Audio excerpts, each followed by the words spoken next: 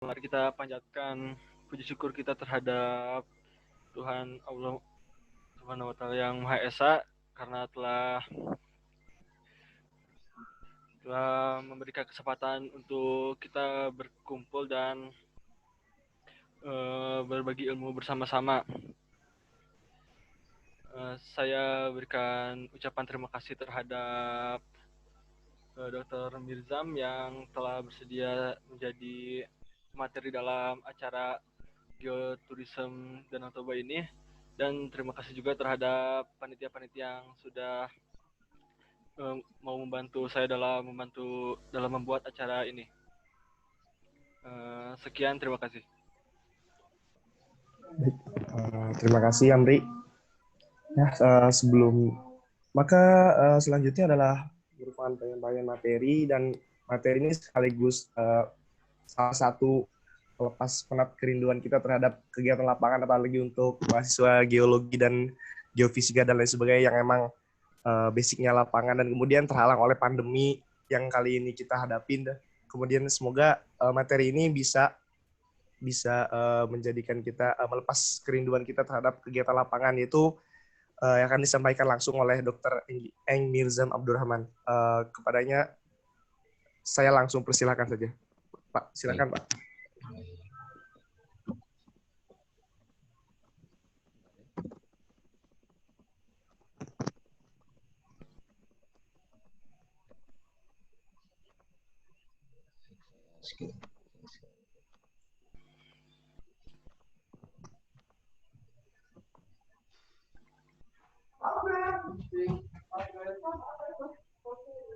Sudah muncul ya baru nih? Sudah Pak, sudah muncul Pak. Baik, kita mulai ya. Selamat pagi menjelang siang para mahasiswa, Bapak Ibu, saya lihat juga beberapa ada sesepuh geologi di sini. Jadi pagi ini kita akan coba berjalan-jalan melakukan geowisata ke Toba Super Volcano. Gitu ya, kita melihat apa yang bisa kita pelajari dari letusan Toba, kemudian ke depan kira-kira seperti apa Toba ini. Ya. Baik, ini saya kemas santai acaranya, jadi kita berjalan santai, kemudian kita melihat aspek geowisata, morfologi dan lain-lain, termasuk kaitan dari letusan Toba Super Volcano ini dengan perjalanan manusia purba ya, yang bermigrasi dari Afrika, kemudian melintas sampai ke Australia, tapi melintas juga melewati Indonesia. Baik, sebelum saya mulai, kira-kira saya sampaikan dulu, ini kira-kira geopark yang ada di Indonesia saat ini sudah cukup banyak sekali. Yang merah itu adalah yang masih skala nasional, beberapa sudah masuk ke skala UNESCO Global Geopark. Ya, di Toba sendiri secara resmi mungkin belum ya, tetapi secara unofficial saya sudah dengar katanya sudah masuk ke UNESCO Global Geopark. Nah, kita hari ini akan ke sana. Jadi Bapak Ibu sekalian, para mahasiswa, kita berangkat bareng, yang dari Pulau Jawa kita berangkat dari Bandung, kemudian ke Jakarta.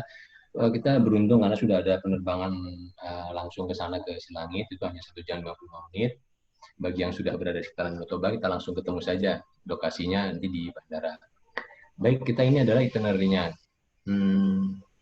Karena luasan area yang mencapai 100-30 km, seolah-olah berjalan hari ini kita bagi menjadi 3 hari ya. Nanti 2 kali nginep, pada waktu malam hari mungkin ada diskusi. Jadi pertanyaannya adalah di setiap malam. Jadi diskusinya kita buka pada hari pertama, pada waktu kita makan malam, kemudian hari kedua, karena hari ketiga kita langsung balik lagi ke kota masing-masing. Jadi saya bagi 3 hari. Jadi ini sudah saya susun, saya coba ya.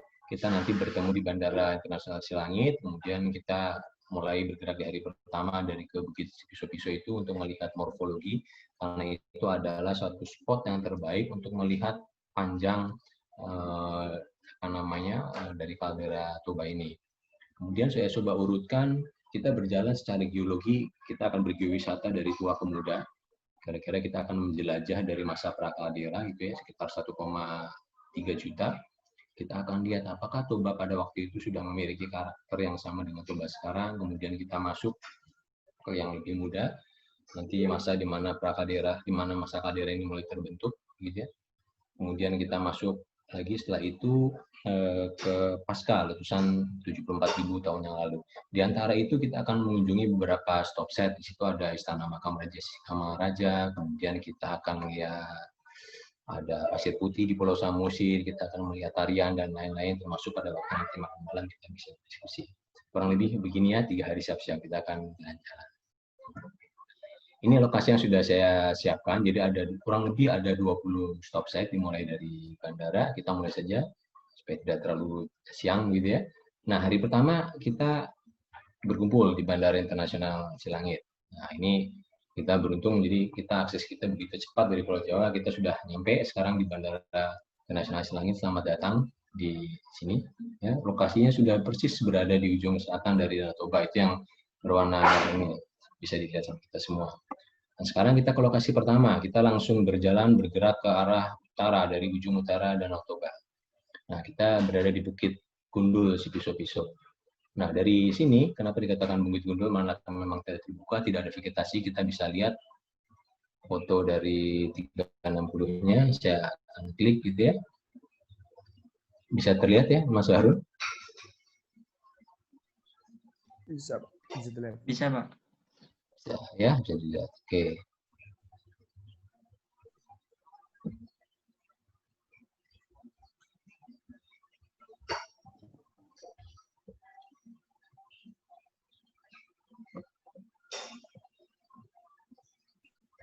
Ya, jadi kita berada pas di posisi sini, ini adalah salah satu spot yang terbaik. Kenapa saya memilih tempat ini? Jadi kalau misalkan saya balikan lagi ke sini, kita bisa melihat ya gambaran dari lereng sebelah barat maupun sebelah timur dari kaldera Toba, kemudian tengahnya ada Pulau Samosir. Beberapa batuan yang kita tumbang ini adalah batuan vulkanik, beberapa juga masih ada exposure dari batuan yang lebih tua. Nanti kita lihat ya, jadi bisa kita bayangkan bahwa kita persis berada di utara pada titik ini. Jadi kaldera ini panjangnya adalah 100 km, kemudian lebarnya kurang lebih adalah 30 km. Baik, dari lokasi yang pertama kita akan lihat sekarang. Nah, ini adalah pertama digital elevation model atau cerita satelit. Kita bisa melihat bahwa apa yang kita bisa lihat dari sini secara morfologi, bentukan kaldera yang terjadi di Toba ini itu seperti kaldera pada umumnya.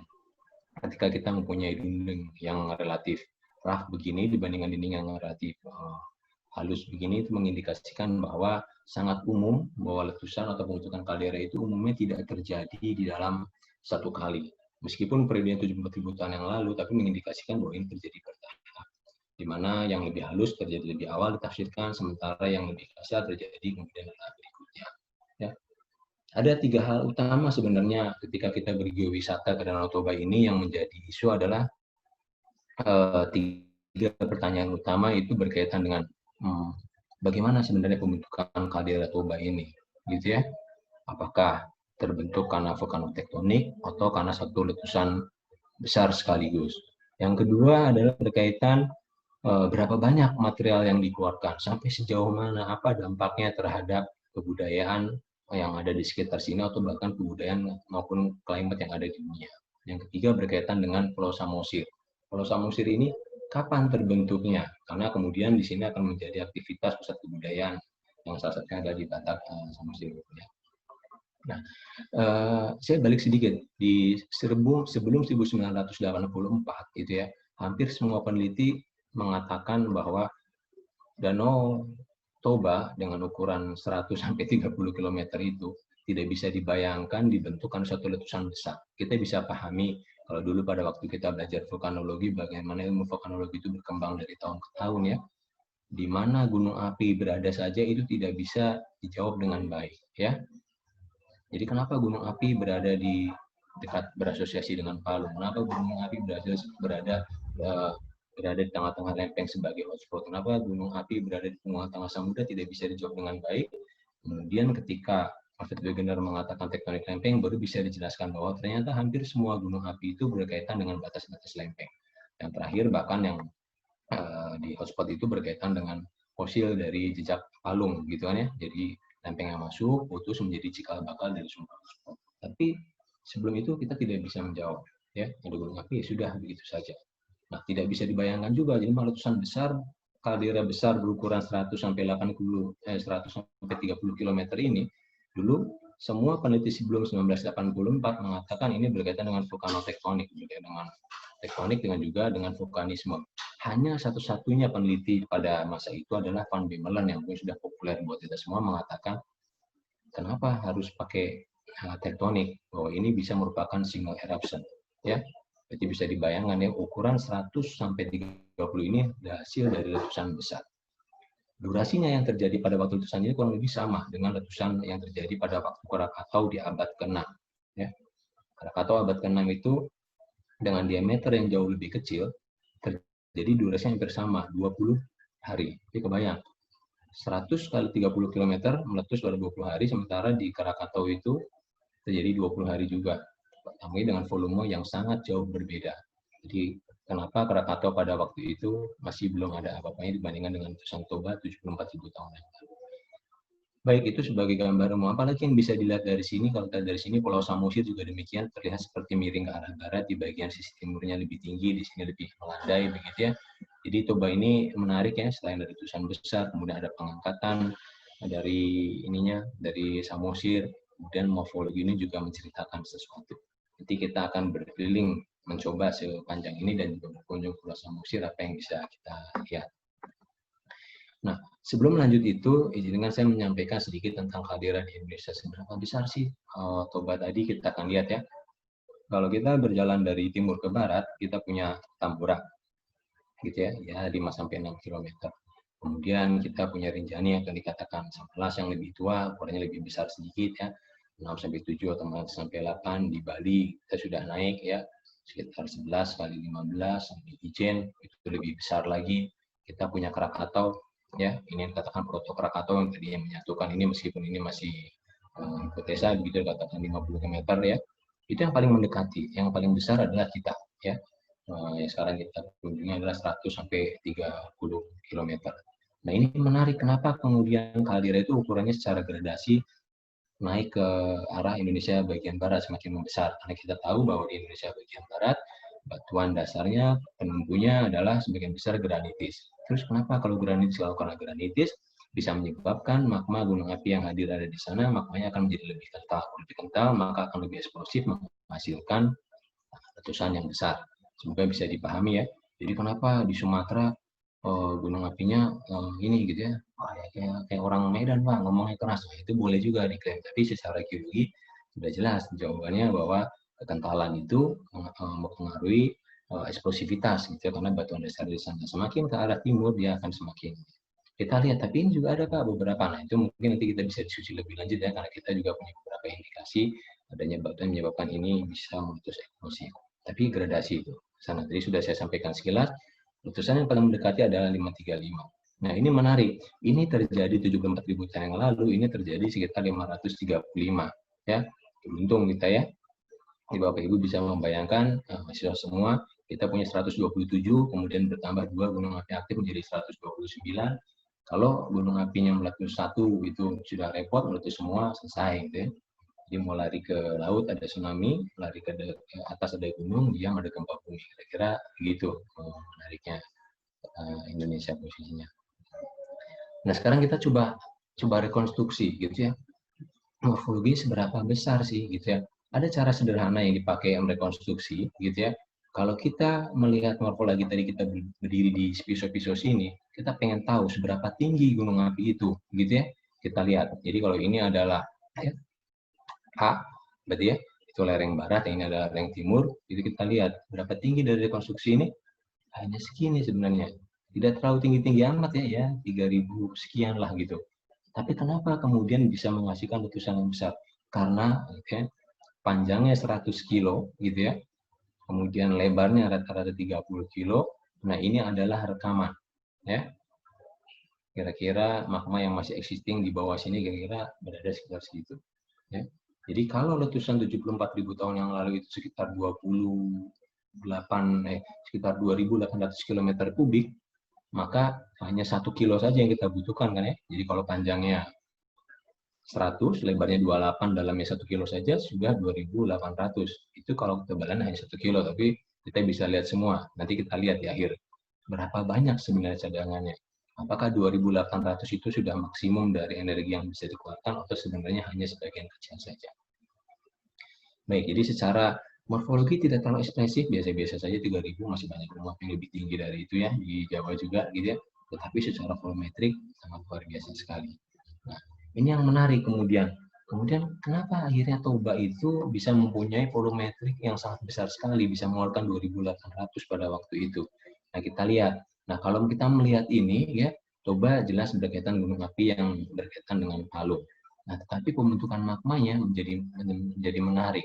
Di sini, ya, di bagian barat Toba ada yang namanya IFZ ini, investigator, ya, zone ini menyebabkan satu dapur magma di dalam sini itu berasal dari beberapa sumber. Satu yang berkaitan dengan subduction. Nah, kalau kita masih ingat pada waktu kita belajar vulkanologi, lempeng samudera yang masuk pada kedalaman tertentu dia melting, kemudian hasil melting itu H2 itu, ya, menyebabkan menghasilkan magma. Yang itu adalah mengisi. Yang kedua adalah yang berasal dari sumber yang lebih dalam.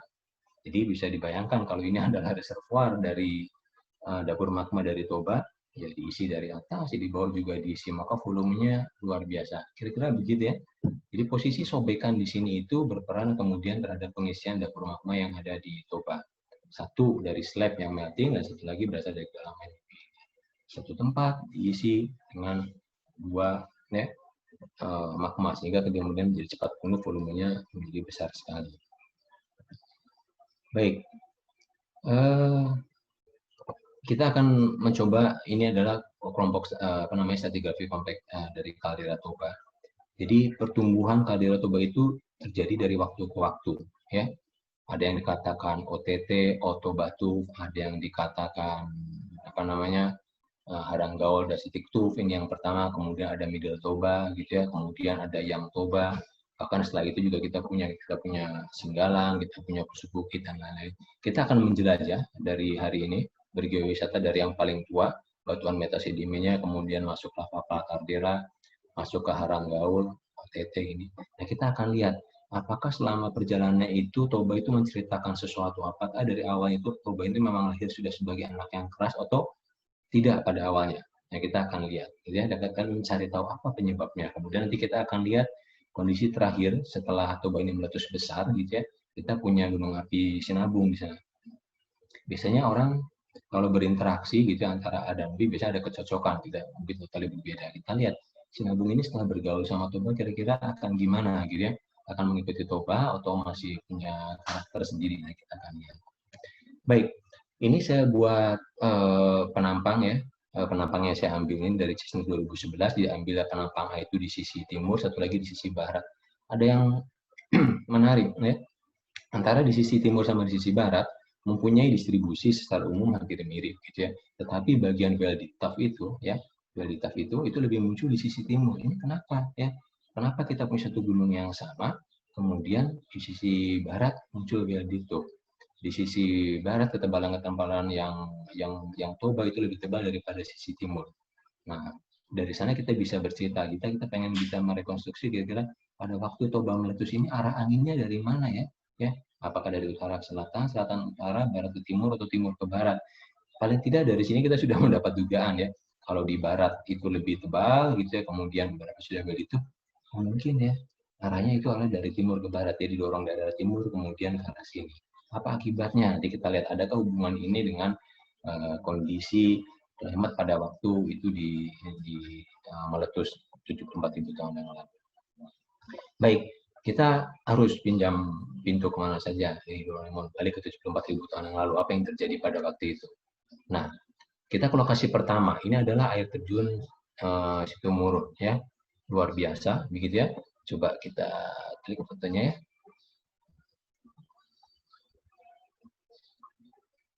Nah, jadi ini sudah ada gambaran 360-nya, bisa diikuti, bisa didekati.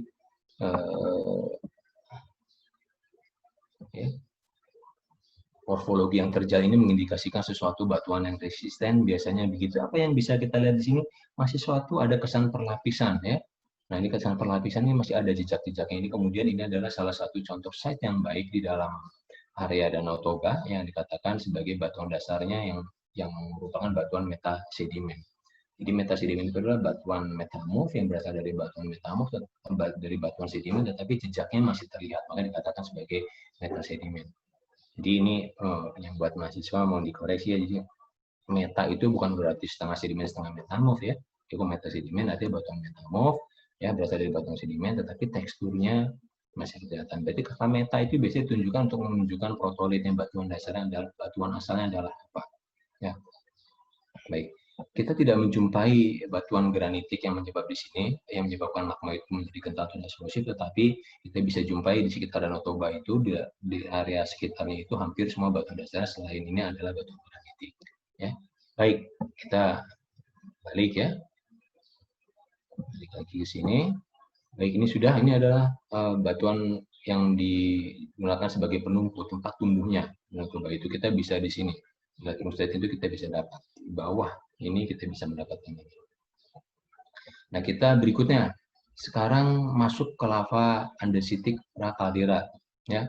Kita pada bagian tengah, pada bagian barat dari pulau Pulau Samosir sini, tapi di bagian barat dari dinding kaldera ini. Apa yang bisa kita lihat? Kalau kita melihat ini bisa mengecoh sekali ya. Komposisi andesitik, warnanya ini gitu ya.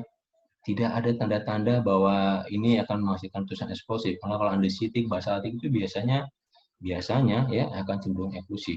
Tetapi lagi-lagi kalau kita melihat singkapan, melihat alam gitu, sebenarnya mereka memberikan kearifan lokal, memberikan tanda-tanda yang perlu yang adalah kita bisa membaca atau tidak. Meskipun secara komposisi saya tahu sudah protein andesitik, tapi lihat ketebalannya luar biasa ya. Di posisi sini ketebalannya kurang lebih 500 meter. Apa artinya? Suatu lava andesitik maupun basaltik ketebalan 500 meter pastinya berasal dari suatu sumber yang volumenya sudah besar. Ini tanda pertama sebenarnya diberikan bahwa saya tidak main-main dengan tubuh saya akan tumbuh besar ya, meskipun komposisinya baru andesitik. Ini umurnya 1,3 juta. Umur 1,3 juta itu komposisinya masih andesitik, kita berdapat di bagian tengah ya. Kemudian di sini kita mendapatkan selain ketebalan ini ada ketebalan yang lain sampai ada yang tebalannya itu adalah 800 meter kalau tidak salah itu. Jadi secara volumetrik itu cukup luar biasa. Baik, karena kita tadi berangkat penerbangan pertama itu jam 8, jam 9, kalau ingat saya, kita sudah sampai ke sana cukup siang, itu sudah 2 lokasi. Nah, kita sebelum ini, kita mampir ke Istana Makam Raja Sisingamangaraja, gitu. Ini ada 2 hal yang ingin saya ceritakan sebelum nanti kita diskusi santai malam ya, bentar lagi ke penginapan. Di Istana Makam Raja Sisingamangaraja ini dibuka buat umum, begitu ya. Kemudian kita bisa melihat bagaimana persembahan masyarakat sana menghormati rajanya, dibuat bertingkat begitu ya sesuai dengan urutannya, kalau tidak salah mengenai koleksi yang orang di sini ya. Nah, tapi yang satu yang menarik adalah ini ternyata pemilihan lokasi ini gitu ya, memberikan informasi yang saya gali tidak setempat segala tempat, tetapi dikasih adalah tempat yang terbaik gitu ya, sehingga raja ini tetap bisa melihat atau bisa mengawasi keadaan sekitar termasuk kondisi Danau Toba pada saat yang sekarang. Jadi kalau misalkan ini bisa dilihat sama Bapak Ibu sama mahasiswa semua gitu ya. Oke. Jadi kalau misalkan nanti mampir ke sana ya, pintu masuk yang ada ini dibuat 4 tingkat begitu ya. Saya lupa, saya terakhir menulisnya sudah agak lama, kalau sekarang mungkin informasi gratis apa sudah bayar gitu ya, saya kurang paham juga ya. Tapi salah satu idenya adalah bahwa ini diletakkan sedemikian rupa supaya sebagai tempat peristirahatan yang bagus, yang layak buat sini sambil melihat pemandangan yang indah di sekitar Danau Toba. Jadi luar biasa sekali. Harmoni antara keindahan alam Toba ini tidak hanya dinikmati begitu ya oleh masyarakat yang sekarang yang memanfaatkan, tetapi raja-raja ini juga diletakkan pada tempat yang pantas.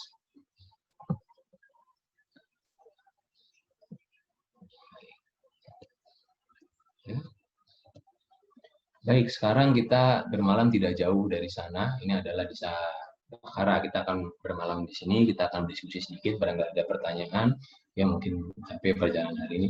Nah, ini penginapan ini memang juga dibuat ya. Pemahaman saya ini dibuat dalam rangka mendukung UNESCO Global Geopark, gitu ya. Jadi kemudian banyak ini setempat yang kemudian bergerak untuk mensukseskan ini, salah satunya adalah di penginapan di Desa Bakara ini.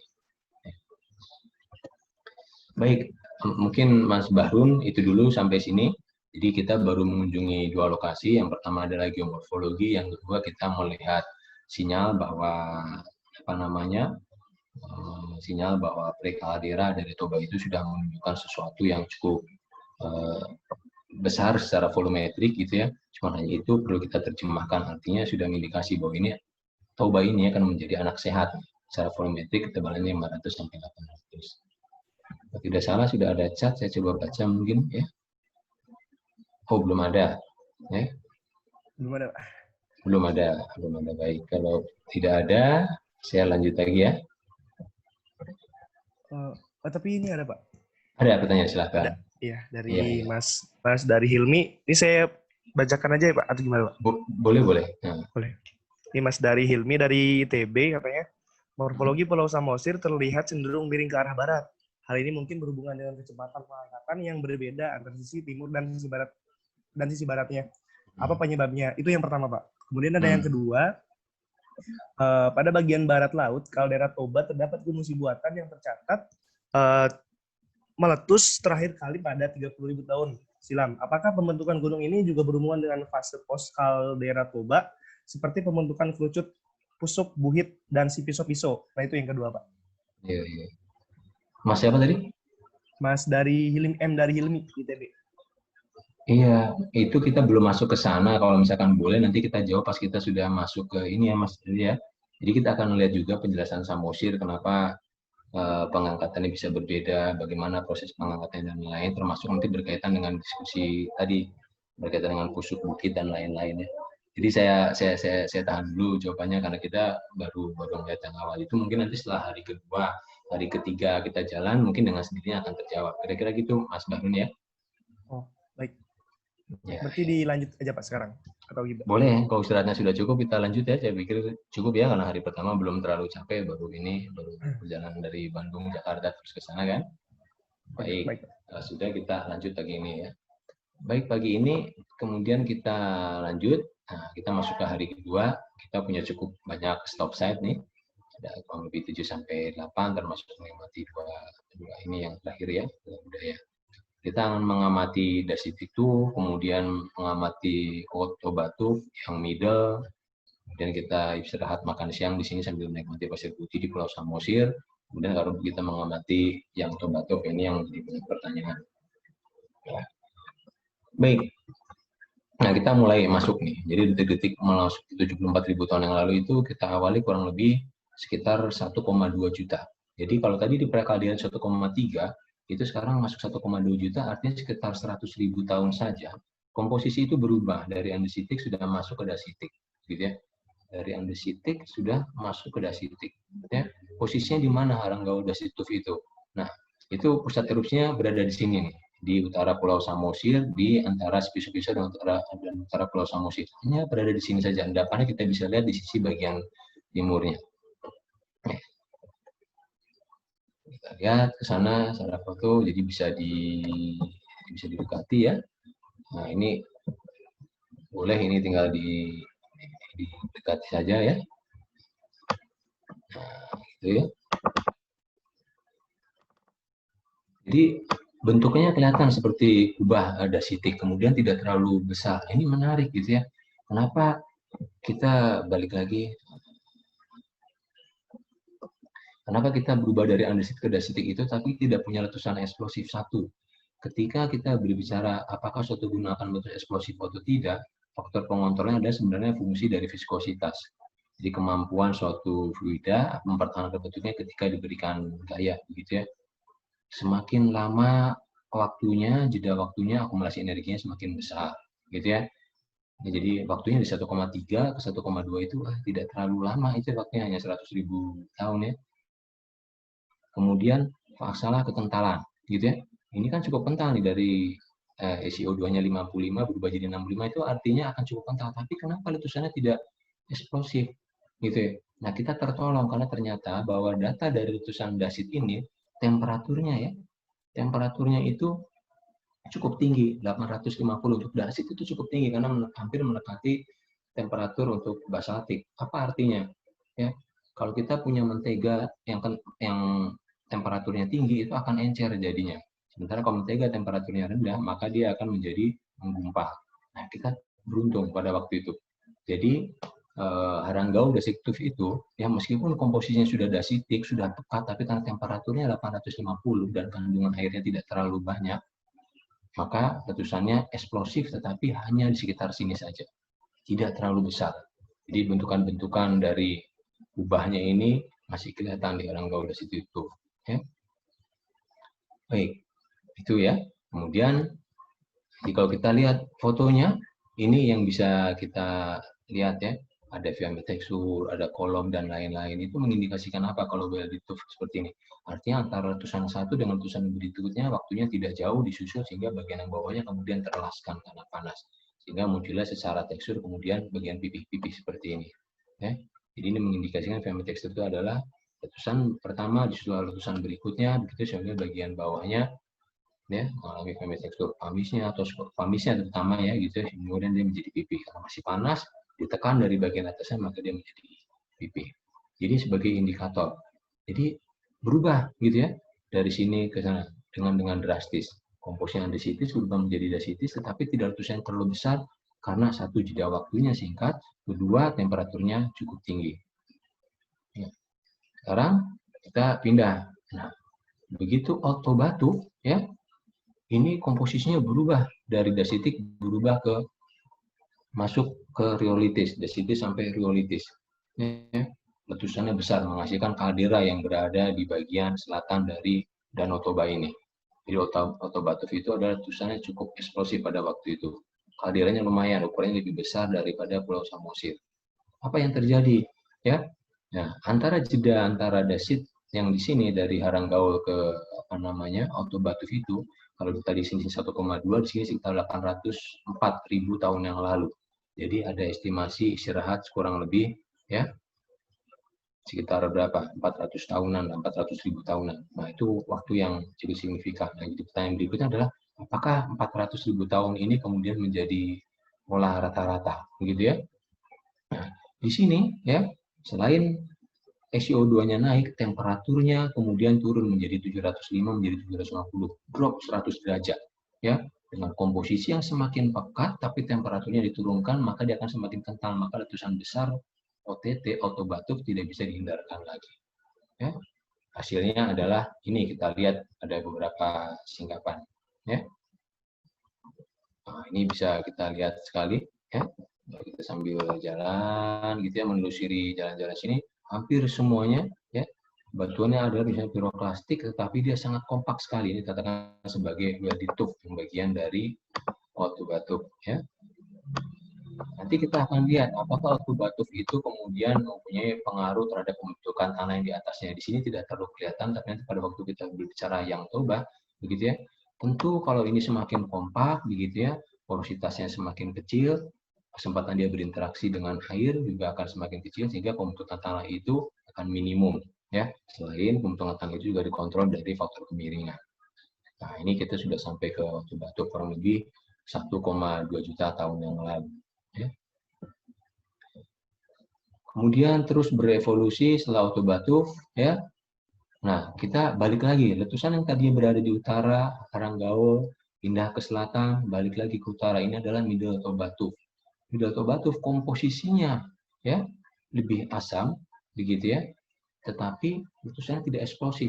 Singkapan-singkapan atau data-data singkapan ini, produk-produk ini hanya dijumpai di sekitaran sini saja, tidak ada yang sampai keluar kaldera. Nah, ini kenapa? Ya, secara ininya naik begitu ya, SiO2-nya, tetapi letusan tidak eksplosif. Nah, data geokimianya ini rekaman jejaknya ini menarik, kandungan airnya turun, gitu ya.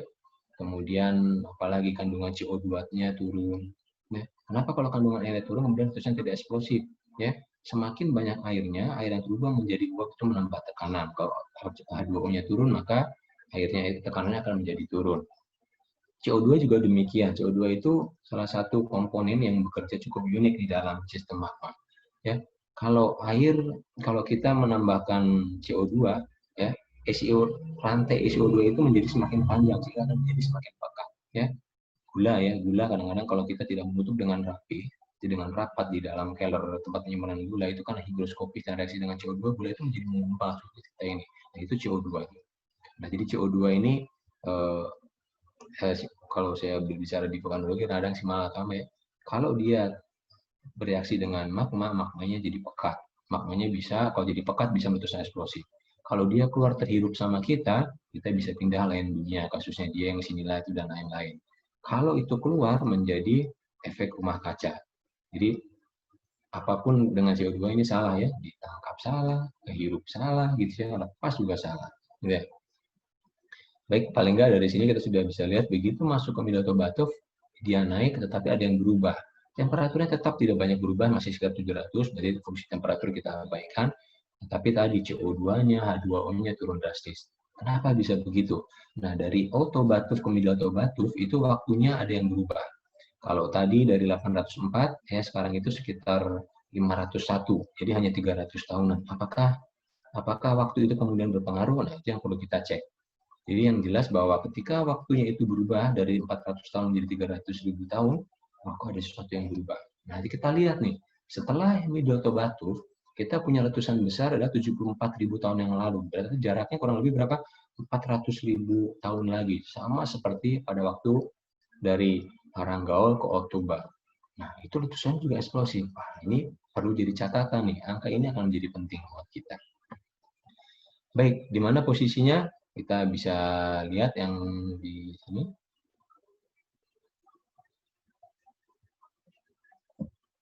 Ya. Ini saya salah kering ya. Jadi posisinya ada di pantai di utara sini ya. Jadi kalau kita mendekati, ini juga masih loose, tidak well dituff gitu ya. NTT ini bedanya dengan ini masih bisa loose. Kalau misalkan kita ambil pakai palu, pakai tangan itu sangat mudah sekali. Ya. Artinya apa kalau tidak well dituff gini? Artinya dia hanya terjadi sekali, kemudian tidak terlalu eksplosif, temperaturnya tidak terlalu tinggi sehingga bagian bawahnya tidak terluaskan. Kemudian kita lanjut ya. Nah, sebelum kita mengunjungi ini, kita mungkin sambil istirahat makan siang, kita berada di utara Pulau Samosir. Jadi kita bisa melihat morfologi dengan pemandangan yang bagus sekali. Kita bisa masuk ke sini dengan ada bayarannya berapa, kalau tidak salah kemarin itu masih murah, cuma hanya berapa ribu saja. Ya, macam-macam bisa nyebrang dari sini, ada bisa juga menyewa boot untuk keliling di sini. Nah, yang menarik adalah pasir di sini. Jadi pasir di sini adalah salah satunya komponen adalah endapan. Dari endapan Danau Samosir sendiri yang terangkat gitu ya, dan juga iwak dari material-material vulkanik ya. Di beberapa tempat wisata di Jepang gitu ya, di beberapa tempat wisata di Jepang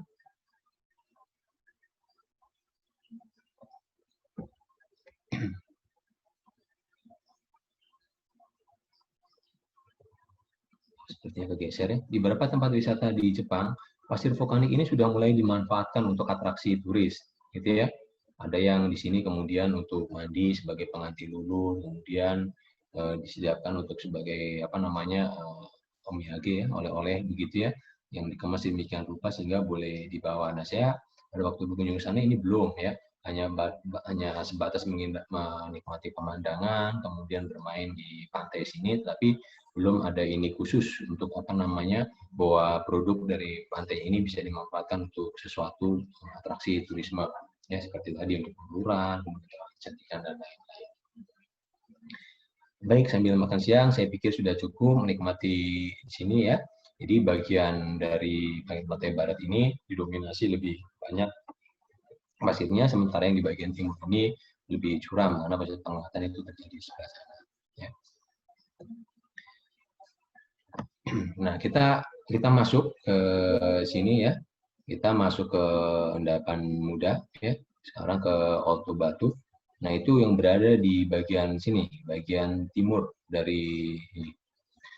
Jadi yang bagian timur ini menarik, berbeda dengan yang kita akan coba dekatin. Jadi secara komposisi yang Otto Batov ini komposisinya riolitis, tapi kenapa kemudian letusannya bisa besar sekali menghasilkan kaldera yang sekarang itu 100 sampai 30? Karena selain ininya kepekatannya naik, CO2-nya naik, perlu diketahui bahwa kandungan airnya naik secara signifikan, hampir 2 kali lipat. Kandungan gasnya CO2-nya tadi di bawah 90, dia meningkat sampai 150 ppm. Ya, jadi hampir 2 kali lipat. Jadi kombinasi waktu antara NTT Middelto Batov ke sini adalah 400.000 tahunan, kemudian dikombinasikan SO2-nya meningkat, ya, temperaturnya turun drop menjadi 700 sekian, 705 atau 704 ya. H2O-nya naik, CO2-nya ini adalah kombinasi yang luar biasa. Ya, kita lihat coba bandingkan di sisi timur dan sisi barat ya. Di sisi timur mudah-mudahan bisa dilihat. Nah, ini menarik nih. Di sisi timur hampir semuanya kita jumpai seperti ini. Tutupan tanah yang cukup tebal gitu ya. Coba kalau kita balik juga ke atas sana.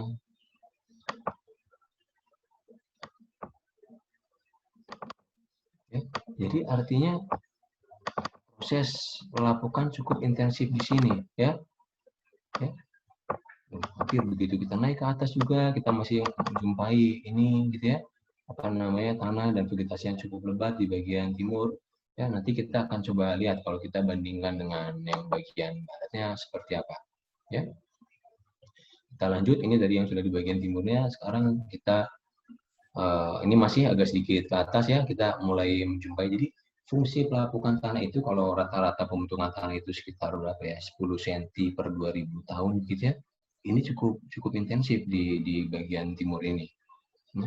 Di bagian atasnya ada yang tebal, ada yang tipis. Jadi pembentukan tanah itu tergantung selain climate adalah curah hujan, kemudian adalah slope, begitu kira-kira ya. Nah, tapi kalau batuannya sama, kemudian ada yang satu berubah, ada yang tidak, ternyata faktor tadi hampir mirip, berarti harus ada fungsi yang lain kira-kira kan begitu. Ya, sudah tadi udah foto-foto tadi.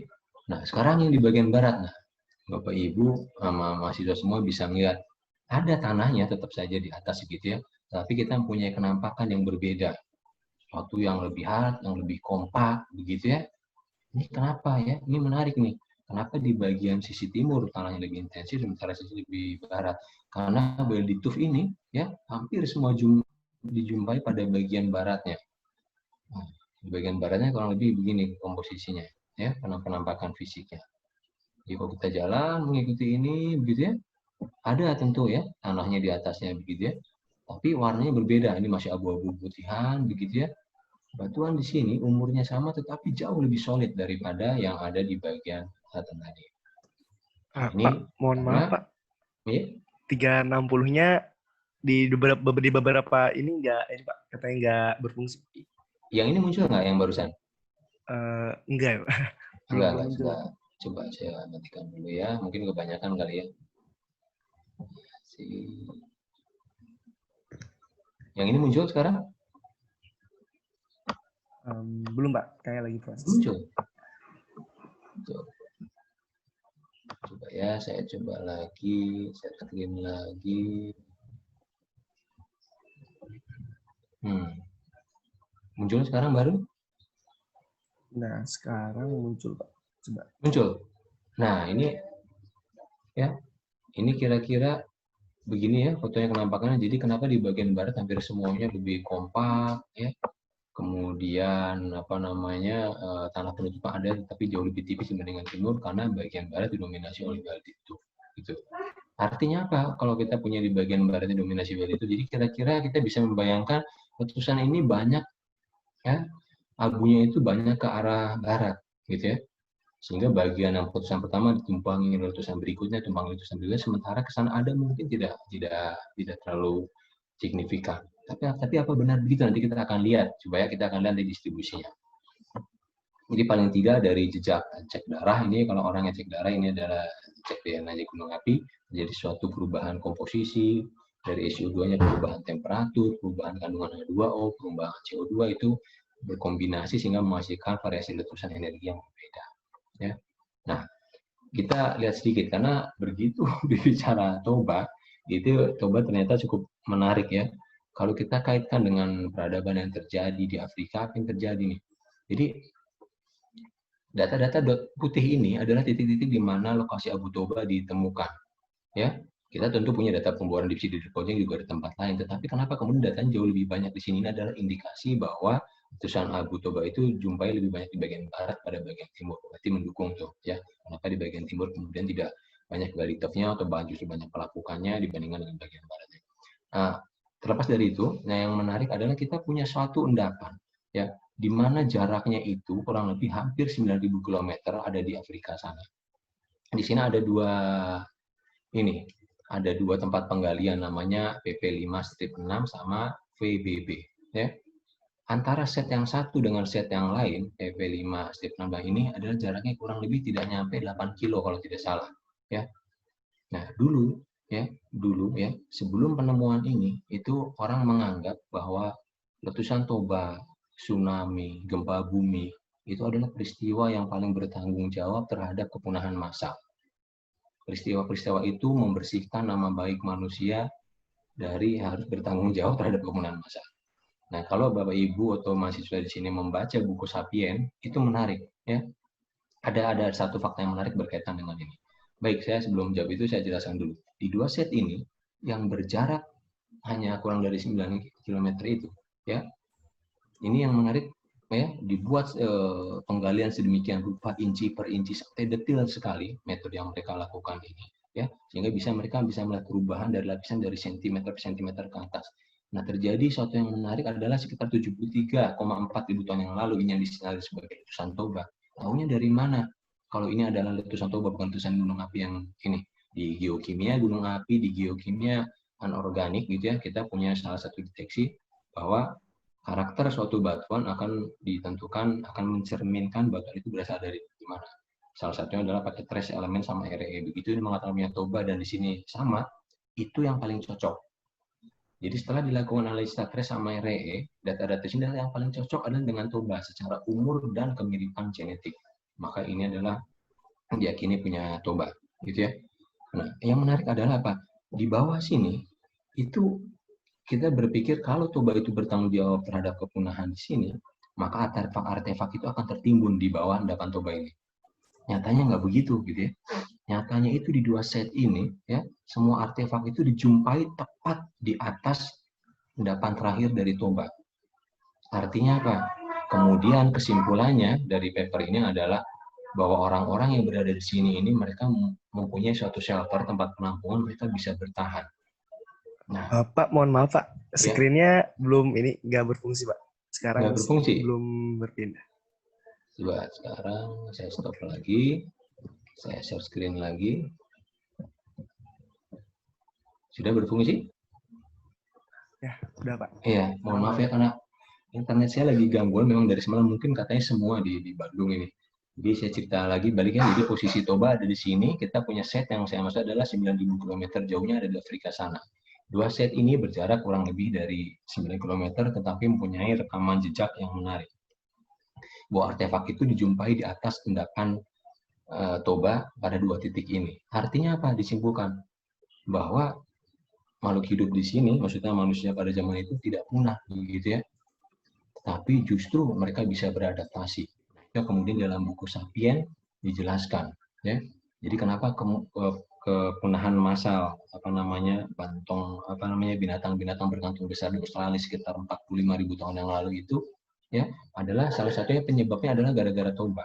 Letusan Toba ini membuat orang ini bisa beradaptasi, manusia pada waktu itu, ya, semakin baik berburu, kemudian dia bermigrasi kini akhirnya masuk ke Australia.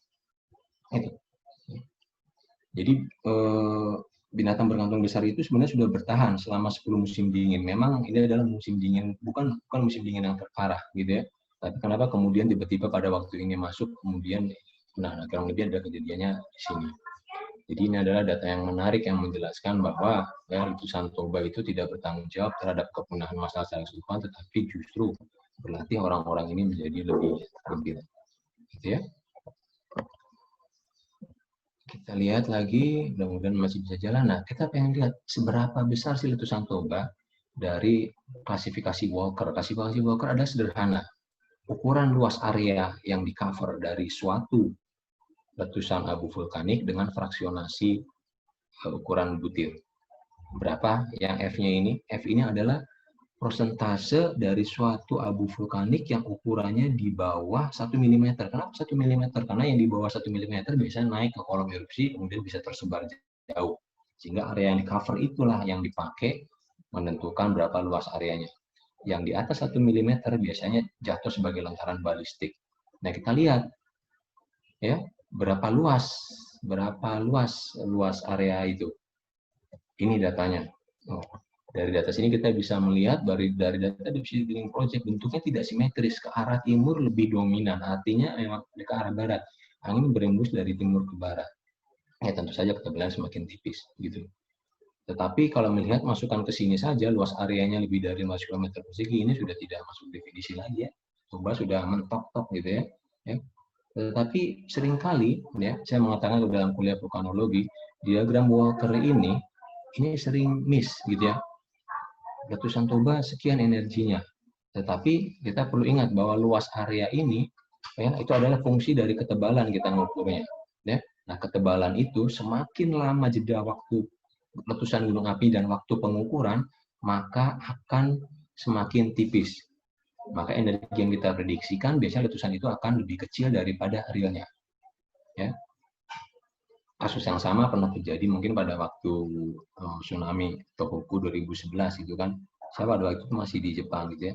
Orang Jepang sudah membuat barrier sedemikian rupa, tinggi barrier dari tsunami-nya itu ada yang 9, ada yang 13 meter. Ya. Sederhana idenya adalah bahwa endapan tsunami itu diukur ketebalannya sebagai fungsi energi, maka diprediksi nanti akan seperti apa, gitu ya. Nah, tetapi ada sesuatu mungkin yang tidak dihitung dengan baik adalah berapa lama kemudian dia kompaksi pada ketebalan yang terakhir. Maka yang terakhir yang datang ke pantai timur Jepang itu, meskipun sudah dibuat 13 meter, gelombang tertinggi adalah 32 meter. Nah, itu yang miss akhirnya kan. Nah, itu terlepas dari itu ya tadi. Nah, kita lihat peringkat berapa Toba dalam sejarah letusan gunung api yang ada di dunia, yang ada di bumi ya. Sebagai informasi saja Bapak Ibu mahasiswa, gunung api, planet dengan gunung api terbanyak itu bukan bumi ya. Bumi belum seberapa dibandingkan dengan Venus. Venus itu punya 1.600 gunung api aktif. Kita adalah peringkat kedua. Jadi dari sisi jumlah kita kalah ya. Nah, oke, balik lagi ke sini. Seberapa besar ya? Toba dalam rentang periode geologi kuarter itu yang paling besar, 74.000 tahun yang lalu. Tetapi di dalam sejarah bukan itu yang terbesar. Yang terbesar adalah ini, ya. Kalau kita punya 2.800, ini 5.500, ya, hampir 2 kali, ya, hampir 2 kali energi Toba, ya. Jadi letusan FEI dengan skala 8 itu yang paling mentok itu di dalam sejarah bumi dari Ordovisian sampai sekarang yang pernah terjadi hanya pernah terjadi 47 kali, ya. 42 diantaranya terjadi pada waktu rentang berapa sekitar 36 juta tahun yang lalu gitu ya. Dan salah satu yang terbesar adalah di Toba. Kita bangga gitu ya. Jadi paling enggak Indonesia penyumbang gunung api terbesar peringkat 2 di dunia, kali peringkat pertama kalau gunung apinya kuarter. Terus berapa besar peluangnya terjadi? Nah, ini pertanyaan berikutnya kan. Berapa besar peluangnya terjadi? Dengan melihat data statistik tadi gitu ya. Maka peluangnya cukup kecil Bapak Ibu untuk bertemu kembali atau adik-adik ini hanya 75%. Kejadiannya letusan skala 8 ini terjadi dalam 1 juta tahun. Dan hanya 1% diperkirakan terjadi 400 sampai 700 tahun mendatang. 1% nggak ketemu semua ini, ya. Nah, itu berita buruknya. Entah berita buruk, entah berita baik, tapi hanya 1% saja. Baik, kita lanjut. Nah, sebelum istirahat hari kedua, kita berkunjung dulu, itu menikmati dulu tari Sigale-Gale ya. Tari Sigale-Gale ini adalah patung kayu ya. Mudah-mudahan bisa dilihat di sini.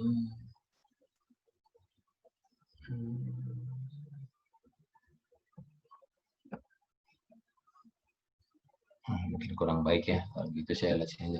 Jadi patung kayu yang dibuat di belakangnya itu ada dalangnya, dimainkan dari belakang, seperti wayang, ada sendi-sendi sehingga itu bisa bergerak. Ada catatan yang menarik, konon jumlah senarnya untuk menggerakkan boneka ini itu sebanyak jumlah urat nadi yang ada di manusia, jumlah otot dan urat yang ada di manusia. Saya benar atau tidak, tapi catatannya begitu. Ini dipertunjukkan kalau dulu untuk cara adat dan lain-lain gitu ya, ada pemakaman gitu, tapi sekarang katanya juga untuk menarik turis. Nah itu. Nah sebenarnya tari Sigale-Gale ini digagas awalnya karena ada seorang raja ya, yang kehilangan anaknya ya, karena saking bersedih gitu ya, tidak bisa diapa-apakan gitu. Jadi khawatir, kemudian untuk pengobatan itu keluarga kerajaan membuat patung ini, kemudian atas bantuan inilah istilahnya sesepuh gitu dipanggil arwahnya kembali itu, anak itu supaya masuk ke sana, kemudian ditunjukkan ke raja itu. Raja itu bahagia, kemudian senang, dan akhirnya bisa beraktivitas lagi. Nah, kemudian dari segala-galanya ini sebagai persembahan, kalau tidak salah, ya, bagi ada yang berpulang gitu ya, supaya yang pulangnya dimudahkan, atau yang di ininya juga tidak sedih, dan lain-lain. Kira-kira begitu dari segala-galanya. Kita hari ini kita bermalam di sini, di sisi timur dari Samosir Villa, ya. Ini kebenaran aja saya pilih ya, tidak ada pesan sponsornya, tapi saya pilih view-nya sedemikian rupa baik, begitu ya, supaya bisa melihat ini, ya, bisa melihat ada celah di sini sehingga kita bisa menikmati. Baik, Mas Barun, kira-kira kita istirahat dulu di sini, barangkali ada yang ingin ditanyakan. Jadi kayaknya belum bertanya itu tentang Samosir, belum ini ya. Ada pertanyaan dari Mas Saka itu tentang Samosir kalau nggak salah ya. Iya Pak, tadi ada dari Mas Dari. Bisa itu bisa dijawab sekarang Pak, yang Mas Dari, atau di sesi Tadi selanjutnya? apa ya? Tadi saya lupa tadi. Pertanyaannya Pak. Pertanyaannya dibacain lagi atau gimana Pak? Sebentar, apa atau ada di chat ya mungkin ya? Saya lihat dulu. Oh, bacain lagi ya, Mas, biar saya nggak scroll ke atas. Iya, Mas Dari ya, ini dari Mas Dari, dari ITB. Ini untuk morfologi. Yang pertama, pertanyaan pertama itu morfologi Samosir. Pulau Samosir terlihat cenderung miring ke arah barat. Hal ini mungkin berhubungan dengan kecepatan pengangkatan yang berbeda antara sisi timur dan barat. Apa penyebabnya? Kemudian yang kedua, di bagian barat laut Kaldera Toba terdapat Gunung Sibuatan yang tercatat meletus terakhir kali pada 30.000 tahun silam. Terus apakah pembentukan gunung ini juga berhubungan? Ya, itu kayak nanti sebentar lagi nih pas hari ketiga. Ada lagi Mas Barun yang ada Pak. Ini. Ada Pak.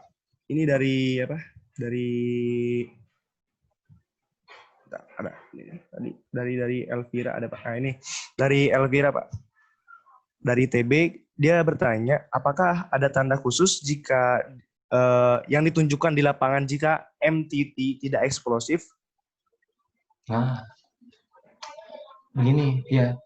Mungkin saya jawab ini yang dari yang Mbak Elvira ya. Jadi eksplosif sama efusif itu selain produknya satu lava piroklastik, tapi kalau sama-sama piroklastik, mana yang mengukur dari eksplosivitasnya lebih tinggi? Satu, paling sederhana kalau kita melihat jumlah volumenya itu kan ya, ketebalan sama luas area covering itu pasti yang paling umum. Yang kedua, makanya berulang kali pada waktu kita diskusi tentang batu apung atau pamis sama skoria, itu yang saya pengen kita tidak melihat batu apung itu batu yang bisa mengapung banyak rongganya, itu yang rongganya batu rongga yang terperangkap itu namanya fasikuler. Terus kenapa gitu ya? Tapi begini kira-kira, kalau suatu batu apung kita lihat, kita bisa menceritakan apakah batu apung letusan eksplosif atau tidak. Paling sederhana adalah lihat dari fasikulernya. Kalau fasikulernya pipih ya, pipih itu artinya dia eksplosif. Kenapa? Jadi bayangkan kalau kita punya jam minyak yang sama air itu digabung, dalam satu waktu yang sama, bubble itu harus keluar dalam satu waktu, apa yang terjadi? Maka bubble itu berdesak-desakan, berimpit-impitan, maka fasikulernya akan pipih, gepeng-gepeng. Bisa diikutin ya? Tapi kalau fasikulernya itu bentuknya baik-baik, bunder-bunder begitu, artinya satu keluar itu 1 detik satu. Ya. Jadi kita harus melewati pintu. Ya, pintu itu ya ukurannya ya rata-rata mungkin 90 cm sampai 1 meter kan. Kalau satu orang satu ya bentuknya utuh, tapi kalau dalam satu waktu harus keluar 100 orang ya bentuknya akan gepeng. Nah, fasikuler di pamis sama skoria bisa menceritakan itu. Kemudian apalagi ya, biasanya letusan eksplosif berkaitan dengan magma yang kental, letusan efusi magma yang sedikit lebih encer. Lebih encer itu bisa karena temperaturnya, bisa karena isi udara lebih sedikit. Nah, kalau kita punya fasikuler ukurannya besar-besar sama kecil-kecil, itu juga mengindikasikan sesuatu. Kalau di minuman botol aqua ini karena encer kan ada air di atasnya. Kenapa bubble-nya menjadi besar di atas? Karena dia encer, maka dia bisa bergabung menjadi satu. Tapi kalau ininya pekat di dalam madu, kadang-kadang kita dapatnya jumlah bubble-bubble kecil. Nah, itu mengindikasikan bahwa ini pasti lebih kental. Jadi fasikuler ukuran besar dan kecil, kemudian pipih dan tidak bentuknya adalah sebagai indikator yang baik. Dan mudah-mudahan nanti setelah ini kalau misalkan jalan ke mana ke Krakatau ya, bisa memilah itu. Jadi kalau di sepanjang Carita gambar mana yang hasil letusan 1883, mana yang hasil letusan yang biasa-biasa saja, bisa tahu jawabannya. Begitu kira-kira Mbak Fira ya. Ada lagi sambil istirahat, menikmati Baik, makan malam dan semoga. pemandangan di sini? Oke, tadi semoga bisa terjawab ya, Mbak Elvira. Kemudian ada lagi Pak dari Muhammad Reynaldi Ramli dari TB, dia bertanya Pak, untuk ke Pulau Samosir di bagian barat terdapat jalur transportasi darat. Apakah jalur tersebut memang terhubung dengan Pulau Samosir yang berasal dari endapan Tuf atau memang warga sekitar memang membuat jalur transportasi tersebut untuk mempermudah akses menuju pulau? Itu dibangun, infrastrukturnya itu di atas endapan vulkanik dan juga endapan Samosir. Ya, seingat saya sih infrastruktur itu dibangun memang, jadi bukan endapan darat biasa. Saya nggak tahu kalau misalkan saya pada waktu nyebrang ke sana sih tidak jalan setapak yang di ini ya, tapi memang jalan yang sudah dibuat menuju akses ke pulau sana. Tapi sudah agak lama itu ya, Mas Renaldi ya. Mungkin sekarang sudah jauh lebih banyak kita akses ke sananya.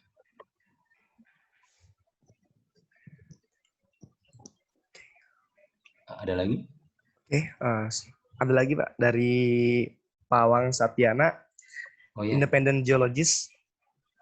Dia bertanya Pak, bagaimana mengetahui variasi kandungan CO2 dan air dari sampel singkapan TUF? Wah ini Pak Awang nih. Pak Awang ada dua hal Pak Awang sebenarnya. Kalau dari pengamatan megaskopis ya, estimasi kandungan air ya, kandungan air terutama itu bisa dilihat dari mineral yang banyak-banyak di gugus OH-nya, gitu ya. Jadi mineral yang banyak di gugus OH-nya itu biasanya mengindikasikan bahwa kandungan airnya secara relatif lebih banyak dari mineral yang katakan ada dua singkapan ya, yang satu lebih banyak mineral yang kandungan gugus OH-nya, ya berarti lebih tinggi kandungan airnya. Tetapi paling pas untuk mengetahui itu adalah pakai kimia mineral sebenarnya secara IPM. Itu kita bisa mengetahui berapa persentase kandungan CO2-nya secara kuantitatif. Tapi kalau secara kualitatif di lapangan saja gitu kita bisa melihat. Nah, makanya kita punya ini ya. Dulu kalau masih itu saya kaitkan apa namanya skala Mohs gitu ya. Skala Mohs itu kan dibedakan dari 0 sampai 10 itu dikatakan soft mineral itu 1 sampai 5, 6 sampai itu adalah yang hard mineral. Jadi ketika banyak kandungan yang kira-kira soft mineral itu adalah indikasi air banyak terlibat di sana. Itu secara mikroskopis lapangan, tapi kalau dalam skala lab, kemudian kandungan itu persentasenya bisa presisi dengan semi-DX maupun dengan IPM. Kira-kira begitu Pak Awang, kemudian bisa menjawab ya. Baik, semoga bisa terjawab semua pertanyaannya. Mungkin cukup Pak pertanyaannya. Tidak ada lagi. Cukup Pak. ya, kita jalan-jalan lagi ya. Jalan-jalan lagi, hari terakhir nih, sebelum kita balik ke tempat masing-masing. Nah, sekarang kita pertama pengamatan endapan danau kaldera dulu, gitu ya. Kemudian kita habis ini berarti kita sudah berjalan ke pos 74.000 tahun yang lalu nih. Setelah endapan 74.000 tahun yang lalu. Nanti kita lihat Pusuk Bukit, Tanjung Benua, Singgalang, Pandepur, dan lain-lain ya. Terakhir coba kita lihatlah hasil nabung sebelum kita nanti tutup di Toba Kaldera Geopark. Baik, kita lanjut. Nah, ini pasca 74.000 tahun yang lalu ya. Jadi ada beberapa lokasi ya, kita punya Pandepur di selatan gitu ya, punya Pusuk Bukit, punya Samosir, punya Tuk-Tuk, punya Singgalang, Tanjung Benua, ada juga Sinabung. Nah, kita pertama mungkin kita identifikasi dulu ini ya tentang Pulau Samosir ya. Nah, ini kira-kira adalah endapan pos kaldera, endapan danau gitu ya, yang kemudian sudah terangkat dengan ketinggian yang berbeda-beda, di mana bagian barat itu lebih landai, bagian ini lebih tinggi, begitu. Tapi kita coba lihat dulu, dengan besar kaldera 100 sampai 30 ya kilometer, kemudian dengan sistem drainase yang sedemikian rupa, kalau kita berbekal data dari pengisian dan curah hujan dan penguapan yang sekarang, di mana curah hujannya 2.100 mili per tahun, kemudian penguapannya 1.130, 1.150 ya. Berarti maka Danau Toba ini akan terisi dengan kecepatan rata-rata per tahun 750 mili lah ya. Setelah dimasukkan dan dia diuapkan lagi. Dengan mempertimbangkan itu luas areanya gitu, maka berapa lama Danau Toba ini akan terisi? 1.500 tahun tidaknya itu. 1.500 tahun sehingga pada titik ketinggian sekarang. Ya, titik ketinggian yang paling tinggi adalah sekitar 1160, 1150 lah. Sekarang stabil permukaannya di 905, 910 itu di kurang lebih sekitar Asahan sini. Ya, itu menarik. Nah, data rekaman jejak fosil ini yang ada di Pulau Samosir itu mengindikasikan 33.000 tahun yang lalu itu Pulau Samosir itu masih berada di bawah ini, masih berada di bawah permukaan dari endapan diatomanya. Nah, sekarang dengan ketinggian ada yang 100 sampai ada yang 1.600 itu, maka kecepatan rata-rata pengangkatan dari Pulau Samosir adalah sekitar 1,8 cm per tahun. Jadi sekarang mulai kita bayangkan Danau Toba itu di bagian baratnya kecepatan palungnya adalah 5,2 sampai 5,3 subduksinya, ya. Kemudian pengangkatannya 0,2 sampai 0,8, sampai paling cepat adalah 1,8 cm per tahun, ya. Dengan sini kita punya sesar geser semangko itu pergeserannya 2,3 sampai 2,5, luar biasa ya. Jadi dijepit, digeser, dan diangkat, kurang lebih begitu. Ini ada 3 gerakan. Nah, sebelum saya lanjutkan ini, saya tadi lupa membahas tentang pergeseran sesar semangko ini. Ternyata offsetnya yang tercatat itu telah bergeser 150 km dari posisi awalnya. Ya. Dengan kecepatan rata-rata 2,3 sampai 2,5, maka perlu kurang lebih untuk menggeser 150 km itu kurang lebih 6 juta tahun ya, kalau saya nggak salah. Ini benar nggak? 150 bagi 25 ya, sekitar 6 juta tahun. Berarti maksudnya begini, kalau sekarang ini sedang dikelola jadi geopark, Toba ini punya orang Sumatera Utara, ya mungkin ya 6 juta tahun yang lalu ini posisinya mungkin perbatasan antara Aceh sama Sumatera Utara gitu ya. Nanti berapa tahun lagi ini mungkin bukan jadi punya orang Sumatera Utara, tapi tenang aja kan, tapi tetap akan bergeser. Masalahnya pergeseran 150 km itu belum tentu continuous ya. Kalau melihat data rekaman seismisitas di sini kayaknya ada kadang fase berhenti, kadang fase dia bergerak, pokoknya totalnya sekarang 150 km.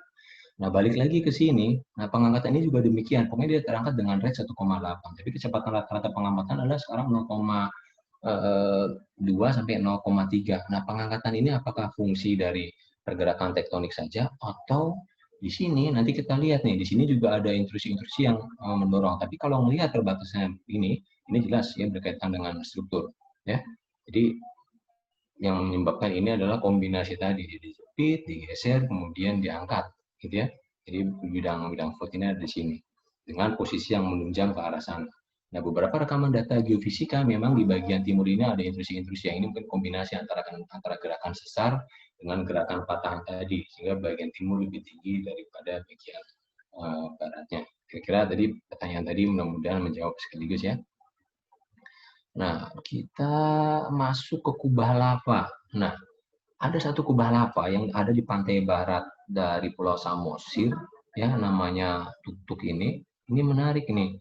Ini dikatakan endapan pos nih, endapan pos dari letusan 740. Tapi lihat komposisinya masih tinggi sekali. Biasanya kalau sudah pos itu, ya, dia balik lagi posisinya kembali ke posisi normal. Kenapa posisinya ini? Meskipun dia munculnya terakhir, tetapi setelah didating, mineral-mineral sanidin di sini, di singkapan ini, umurnya tuh cukup menarik. Umur adalah 74.000 sampai 75.000. Ya. Artinya ini adalah sisa dari cairan bisul yang ada dulu yang tersisa. Ya. Jadi meskipun dia muncul terakhir, ya boleh jadi pembentukan cairan bisulnya itu bersamaan, hanya keluarnya terakhir. Jadi supaya tidak terkecoh begitu ya. Jadi ini adalah kalau Bapak Ibu mahasiswa pada pengen main kemudian melihat sisa gitu ya, larutan sisa dari itu yang kemudian masih muncul sekarang, ya inilah masuk ke Tutuk ini di bagian timurnya. Ya, komposisinya riolitis. Ya, kita lihat fotonya coba cukup bagus tidak ya?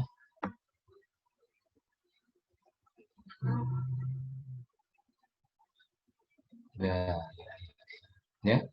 Sekarang sudah mulai ditambang, Ibu bisa mengikuti sepanjang ini komposisinya semua dasitis, gitu ya. Nah, ini juga tidak tipikal yang umum buat kaldera. Biasanya kalau kaldera sudah terbentuk, yang sisa berikutnya adalah biasanya lava yang komposisinya lebih basaltis kan, balik lagi ke warna ini. Jadi Bapak Ibu bisa ikuti sepanjang jalur ini ya. Lapannya masih sama seperti ini sepanjang jalurnya. Belum muncul Mas Bahrul?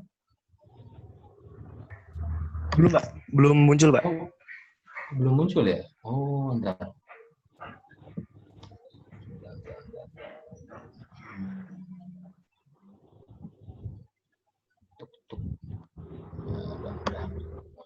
Sudah muncul sekarang?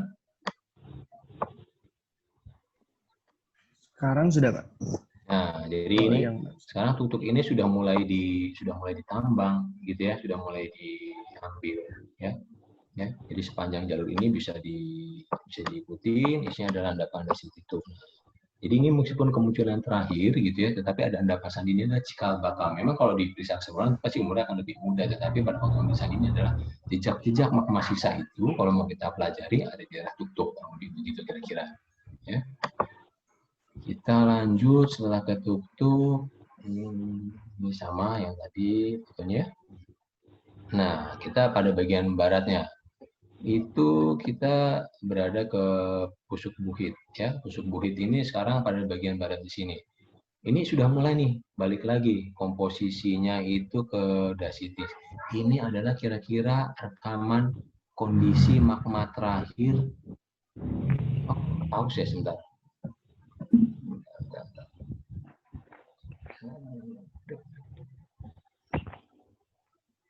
Sudah bisa kelihatan Mas Darun? Sudah ya? Iya, Pak. Sudah, Pak. Ya, sekarang kita ke Pusuk Bukit. Kalau tadi berada di pantai timur, sekarang kita ke pantai barat. Di Pusuk Bukit ini kita bisa lihat ya, kondisi magmanya sudah balik lagi dari tadi rolitis ke dasitis. Nah, ini adalah kondisi sekarang nih. Pusuk Bukit adalah salah satu kondisi magmatisme yang mencerminkan apa yang sedang terjadi di bawah Danau Toba sekarang. Ya, komposisinya adalah dasitis, gitu ya. Jadi kita muncul di daerah sini, Pusuk Bukit. Ya. Ini bentuknya biasa seperti dom-dom lagi, kita bisa ikuti di ini ya, jalan ke bawah juga beberapa dom kecil, bahkan beberapa yang subaqueous di sini juga muncul tidak ekspos ke permukaan, tapi paling tidak mengindikasikan bahwa sepanjang jalur kaldera ini semuanya adalah tempat jalan keluar untuk magma yang baru, ya, termasuk Pusuk Bukit ini. Kemudian coba kita lanjut kemana ya? Ke utara, Tanduk Benua dan Senggalang. Kalau tadi di dalam, sekarang kita coba yang di luar. Sekarang kita yang ke Singgalang. Singgalang itu yang berada di luar sini. Nah, Singgalang ini juga menarik nih ya. Komposisinya balik ke basaltic andesit, nemplok di dalam lerengnya, nemplok di lerengnya Toba, tetapi komposisinya basaltic andesit. Nah, ini orang sering miss juga gitu ya, bahwa ini adalah kondisi sekarang. Ternyata tidak. Jadi ini Singgalang ini adalah kurang lebih setara dengan prekalderanya punya Toba itu. Ya, kebenaran dia adalah di bagian sampingnya. Jadi Singgalang ini ternyata komposisinya basaltic andesit dan umurnya lebih tua daripada endapan Toba yang pada umumnya. Jadi ini mewakili kalau misalkan nanti kita sempat jalan-jalan ke Singgalang itu, ini lebih mewakili, mudah bisa kelihatan ya. Jadi kalau kita dekatin gitu ya.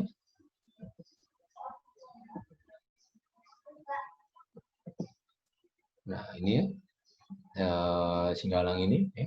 Jadi posisinya adalah di flanknya dari Danau Toba, tetapi komposisinya basaltis. Kalau kita lihat juga sudah lebih dissekted, ini mengindikasikan dia secara umur juga lebih tua. Ya, vegetasinya sudah rimbun dan lain-lain. Sementara kalau di Pusuk Bukit dan lain-lain yang lebih muda, ini relatif masih fresh, begitu ya, vegetasi produknya juga lebih sedikit. Itu menunjukkan aktivitasnya memang sedang terjadi sekarang. Kita balik lagi, mudah bisa Singgalang sudah. Kita mau ke Tanduk Benua ya. Oh, tadi masih Singgalang ya. Nah, kemudian dari Singgalang ya. Nah, sekarang kita masuk ke sini, tadi harusnya masih yang dalam ya. Nah, ini kita punya Pandepur lava. Nah, Pandepur lava ini juga pada di bagian dalam. Ini juga sama ya. Komposisinya tidak jauh berbeda dengan apa namanya Pusuk Bukit. Dia sudah di dasitis. Jadi Pandepur lava, Pusuk Bukit, dan kon-kon kecil di sini yang tadi ditanyakan sama Mas Saka itu 30.000 tahun, itu memang adalah kondisi yang ada sekarang. Nah, tapi kita akan lihat ya. Jadi kalau kita hanya melihat dari ini, dari rekaman apa namanya SCO2-nya, kita seolah-olah sudah tidak jauh berbeda ini dengan endapan O2 batuk maupun endapan jantung batuk. Tapi ada satu parameter lagi.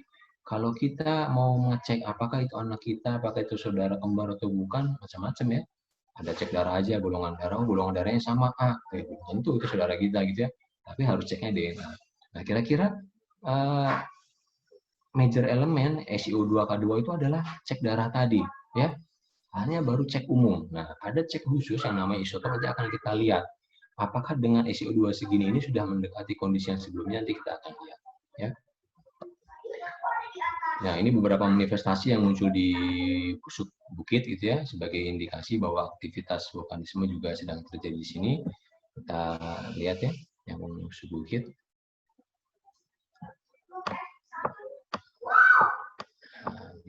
Jalan ke sini, pusuk bukit. Nah, ini ya, aktivitasnya ada di sini ya. Kemarau sama ini bisa dinikmati di pinggir jalan, tidak terlalu jauh. Kita berbeda secara morfologi dengan Semgalang tadi ya. Di sini terbuka, apa namanya, belum ada tanah dan lain-lain, yang mengindikasikan pusuk bukit adalah mewakili karakter dari kondisi apa namanya vulkanisme yang sekarang. Kemudian ini sudah. Nah, terakhir kita cek ini yang dikatakan sebagai teman dekatnya sinabung ini seberapa ini. Posisinya berada di luar. Nah, kita lihat. Nah, sinabung ini ya, dari beberapa letusan sebelumnya mengatakan sinabung ini posisinya sudah hampir sama dengan Tobatu. Tapi kemudian penelitian berikutnya ya, termasuk yang terbaru itu posisinya itu masih berada di sini. Posisinya masih berada di sini. Pasti kita sedang on the way menuju ke sana. Jadi kalau saya katakan apakah sinabung cukup berbahaya gitu ya. Ya iya sih 400 tahun ya, tetapi kalau dilihat dari kekentalan tipe letusan, maka dia tidak akan mirip seperti Tobatu karena ini isotop ini menceritakan lebih rinci, lebih detail karakter yang sebenarnya sedang terjadi. Kalau hanya dari SiO2 sudah mirip ya, dari K2O sudah mirip, tetapi dari kandungan ini yang sebagai DNA-nya kita masih punya waktu, gitu ya. Jadi belum terlalu lama. Jadi kayaknya fungsi waktu tadi 400.000 tahun itu dari 1,2 ke 800, ya 800 ke berapa, ke 500, 500 ke 7.000 ke 74.000, itu juga menjadi catatan. Jadi apakah mungkin Toba meletus? Ya mungkin saja sampai nunggu ininya mirip gitu ya.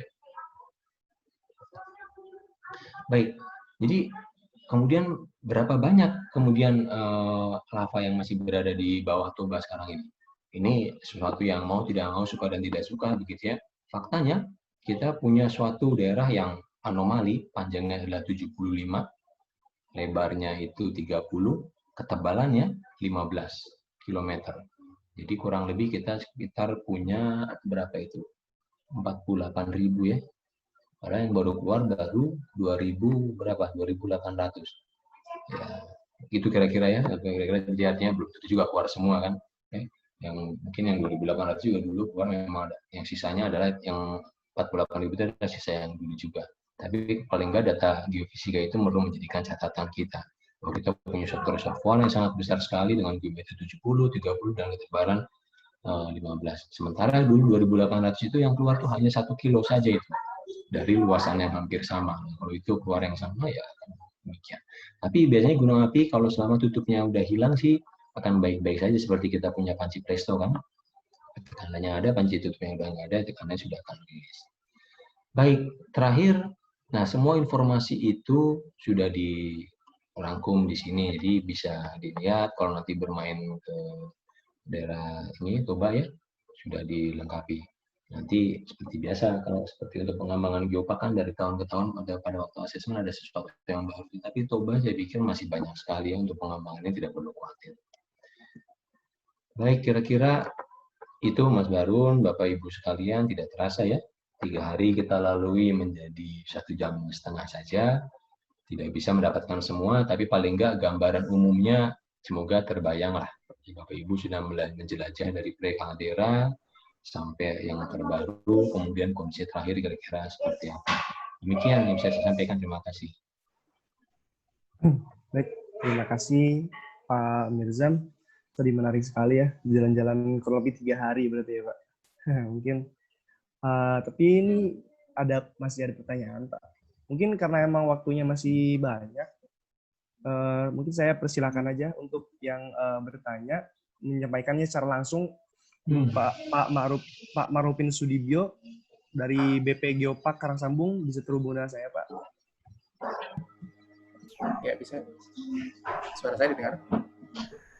Halo, Pak? Dengar, Mas. Oke. Ya. Makasih Pak Mirza, izinkan untuk selamat siang. Jadi perkenalkan saya Marupin Sudibyo dari Badan Pengelola Geopark juga, cuma kami bekerjanya di Karangsambung, Barangkolong. Ini satu paper pernah kami baca, mohon maaf saya agak lupa dari referensinya, bahwa Gunung Toba itu kan berdiri di atas tonjolan besar, tumor Batak, yang disebutnya begitu. Dan tumor Batak ini diiris oleh sesar besar Sumatera yang tadi divisualisasi Pak Mirza itu sangat jelas gambarnya. Diiris oleh sesar besar Sumatera di sisi barat. Ini mungkin pertanyaan pribadi, ya. Jadi adakah hubungan antara aktivitas Gunung Toba terhadap seismisitas besar Sumatera? Apakah saat Gunung Toba sangat aktif seperti periode 74.000 tahun silam atau mungkin periode 500.000 tahun silam, periode 800.000 tahun silam, ketika Gunung Toba sangat aktif, apakah seismisitas sesar menjadi rendah? Dan sebaliknya, jika saat Gunung Toba kurang aktif seperti saat ini, apakah seismisitas sesar besar Sumatera menjadi lebih tinggi? Jadi, apakah ada semacam katakanlah kopling atau jungkat-jungkit di antara dua itu, Pak? Di antara dua fenomena yang ada tersebut. Terima kasih. Iya. Baik, terima kasih Mas Ma'rufin. Saya coba jawab ya, nanti saya coba bandingkan dengan kasus yang lain, Fuji sama juga Rinjani. Saya belum melihat, sejujurnya saya belum melihat apakah ada korelasi antara peningkatan vulkanisme dengan seismisitas atau sebaliknya. Tetapi di dalam banyak kasus yang terjadi, ya, seismisitas karena kegempaan itu bisa men-trigger letusan gunung berapi. Nah, ini yang belum saya lihat korelasinya di dalam kasus Toba. Tapi saya kasih contoh adalah Rinjani. Pada waktu gempa besar 2018 di Rinjani, di Lombok itu, beberapa kali dihajar itu, tetapi Rinjani tidak bergeming. Karena saya sudah mencoba melakukan kalkulasi, bahwa waktu pengisian dapur magma Rinjani adalah sekitar 24 tahun. Jadi 2018 itu 2 tahun lebih cepat daripada waktu pengisian fullnya.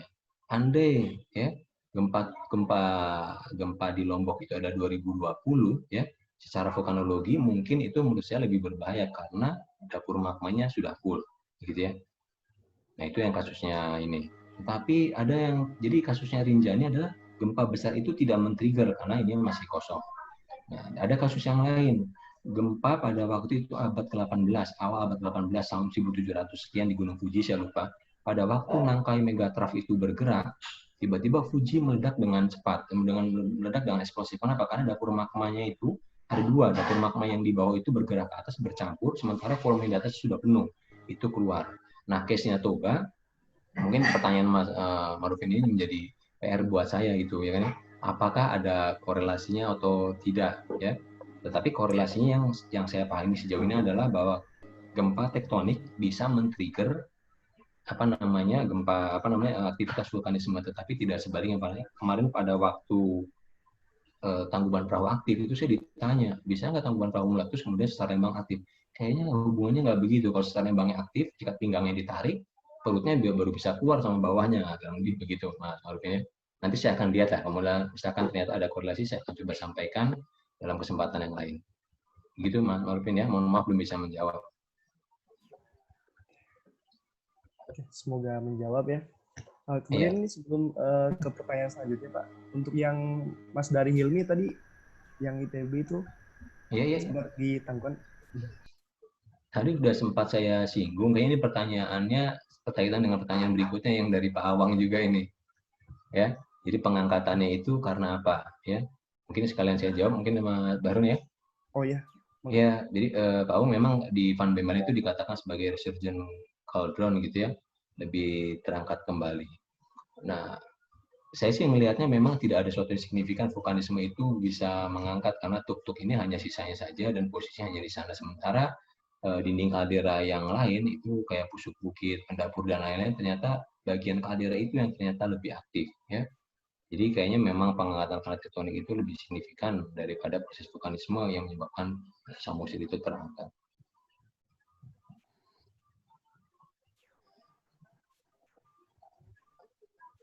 Baik, boleh nambah nanya, Pak itu? Boleh Pak Awang, mangga Pak Awang. Ya, pemirsa terima kasih itunya jalan-jalan virtualnya. Saya juga dapat mendengar bahwa Danau Toba ini sudah resmi ya jadi Geopark UNESCO. Hanya karena masalah pandemi, pertemuannya jadi ditunda gitu. Tapi secara dokumentasi memang sudah diakui sebagai UNESCO Global Geopark, jadi syukur lah ya. Jadi jalan-jalan Pak Mirzam ini bisa menambah semoga banyak orang yang nanti ke sana gitu ya mengunjungi. Amin. Saya ada pertanyaan tambahan satu lagi yang soal tadi ya, soal pengaruh Toba ini ke kepunahan massa. Tadi kan dari Pak Mirzam ditunjukkan kayaknya ada artefak di atas yang Toba Tuf ya. Betul. Nah, tapi si letusan Toba yang 74.000 tahun yang lalu juga kan terkenal bikin genetic bottlenecking ya. Kalau Pak Mirzam pernah membaca papernya dari Oppenheimer itu, bahkan katanya sampai 90% manusia punah gitu sedang memigrasi. Nah, kebetulan tadi yang situs yang Pak Mirzam kutip itu kan ada yang di Afrika ya, yang di Afrika Selatan ya, dengan Indonesia. Memang kalau di Afrika yang Selatan itu kelihatannya mereka tidak bermigrasi gitu, tapi kalau yang mengalami genetic bottlenecking itu yang banyak bermigrasi. Katanya beberapa paper yang pernah saya baca yang Oppenheimer itu, mereka waktu itu baru sampai ke India gitu, bermigrasi dari out of Afrikanya. Betul. 100 tahun yang lalu mereka keluar dari Afrika ya, kira-kira 100.000 tahun yang lalu. Nah, terus dalam perjalanan sampai ke India, pas 74.000 tahun yang lalu mereka mengalami itu gitu, mengalami katastrofi itu. Kan kalau tadi Pak Mirzam terangkan sampai 2.800 km kubik, pasti itu kan mungkin super plinian mungkin ya, atau ultra plinian kan. Ya, jadi artinya akan sangat mengubah iklim dunia lah, volcanic winter lah. Jadi artinya mungkin kepunahan massa itu memang terjadi, hanya cepat itu aja mungkin Pak Mirzam, cepat pulih ya, sehingga nggak jauh habis itu kita temukan artefak lagi di atas Toba Tuf yang 74.000. Itu kira-kira mungkin Pak Mirzam ya. Masih ada tapi mungkin cepat pulih gitu kelihatannya. Nah, kalau ke depannya sendiri, Toba sendiri kan itu paling kita hanya punya efek post-volcanism di Pusuk Buhit aja ya. Jadi artinya itu ya hanya segitu. Mungkin efeknya nggak akan terlalu besar ya. Itu kan banyak, hanya nggak mati sama sekali gitu kelihatannya. Apa gitu Pak Mirzam? Benar Pak Wang, iya. Sepertinya kalau yang aktif sekarang tuh hanya di Pusuk Bukit, Pandepur ya, sama Tanduk Benua itu ya.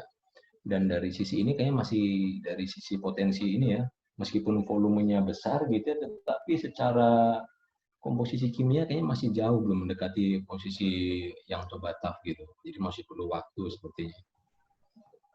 Jadi kurang lebih begitu Pak. Nah itu yang memang diskusi tadi itu menarik saya juga. Jadi beberapa masih berdebat tentang sejauh mana Toba ini gitu ya.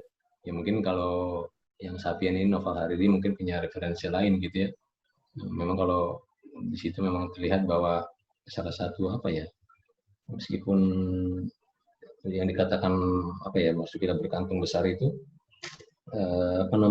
sudah melewati sebelum musim dingin, tapi pas kebenaran musim dingin 74 ini juga tidak punah, pas baru kehadiran yang sekitar 35.000 atau 45.000 manusia masuk Australia itu baru punah gitu. Nah, jadi lebih ditekankan yang ke Australia Pak. Mungkin data-data yang lain di India mungkin disampaikan Awang itu juga perlu diingat.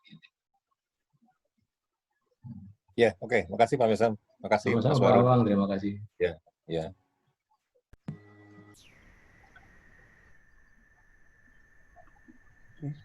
Baik, semoga menjawab ya. Masih ada. Ini dari Mas Dari Hilmi lagi, dari ITB. Silakan apabila memang mau disampaikan secara langsung, Mas Dari. Mas Dari bisa terhubung dengan saya? Assalamualaikum, apa suara saya terdengar? Terdengar. Oh ya Pak, saya mau bertanya tentang Gunung Sibuatan tadi Pak. Itu kan di paper-papernya Toba itu sangat jarang membahas tentang gunung tersebut. Tapi apakah secara sistem gunung ini berhubungan dengan Toba atau tidak terhubung sama sekali? Soalnya lokasinya sangat dekat dengan Toba Pak. Ini saya coba share, mudah-mudahan saya share ya. Saya share data ini. Coba.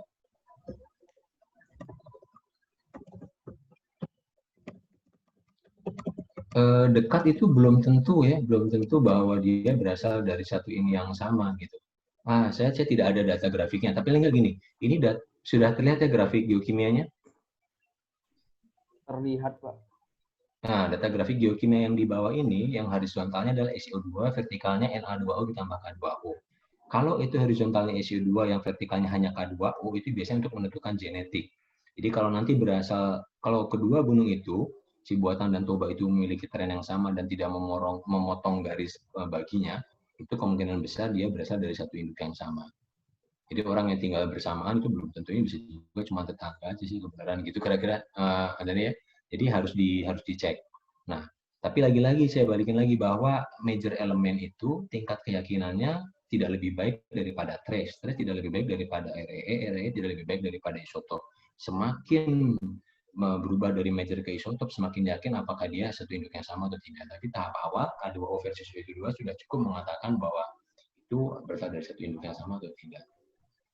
Pertanyaan itu menarik karena berkaitan dengan contoh kasus, misalkan ini kan, kita punya agung sama batur. Kenapa kalau baturnya aktif, agungnya juga kadang-kadang batuk-batuk ya. Nah idenya mungkin akan ke sana ya. Terlepas nanti mau saudara atau tidak, nggak masalah. Apa yang penting kalau agung batuk, ini akan berbagai magma chamber, akan sama atau tidak. Kan akan ke sana sih sebenarnya arahnya. Jadi dari suatu grafik yang sangat sederhana K2 versus SiO2, kita akan bisa melihat ada potensi apakah ini akan berinteraksi kalau satunya batuk yang lainnya akan bekerja gitu ya atau tidak. Kira-kira begitu ya. Baik, Pak. Terima kasih, Pak.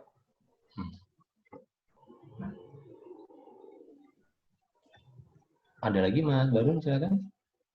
Sementara belum ada, Pak. Tidak ada sementara. Tapi ini dari saya pribadi, Pak, mungkin, Pak. Ada yang menarik sih jadi pas saya menyimak untuk pas awal-awal sih agak awal. Tadi kan di sana ditemukan bahwasannya ada suatu singkapan andesit ya, Pak. Itu tadi andesit tadi kata kalau tidak salah itu berarti pas mengindikasikan bahwa itu adalah magma produk pertama ya, Pak, dari Toba ya, Pak. Iya, iya. Ya itu seperti itu karena emang awal-awal berarti andesitik. Nah itu kemudian tadi disusul bahwasannya semakin lama itu berarti semakin SiO2-nya semakin tinggi ya, Pak. Apa seperti itu, Pak? Karena itu pengaruh dari semakin meningkat, ya. dari yang penyusun dari Sumatera itu kurang lebih manggranitis. Berarti pengaruhnya itu terhadap waktu juga atau gimana, Pak, itu, Pak? Ini ya gambarnya. Nah, itu kelihatan ya, Mas. Ya. Jadi kan gini, opsi ini bentar. Nah, ini.